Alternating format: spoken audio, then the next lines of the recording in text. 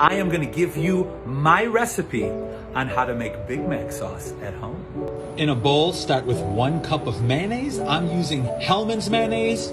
Use what you want.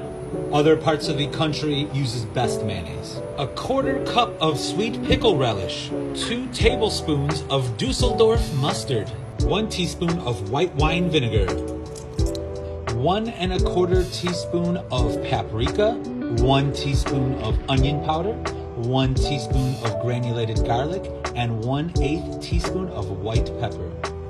All you gotta do is mix it all together. As you can see, there is no ketchup in this recipe. The color you get from Big Mac sauce is just from paprika. You're gonna wanna let this sit for a half hour before you try it. This is as close as you are going to get.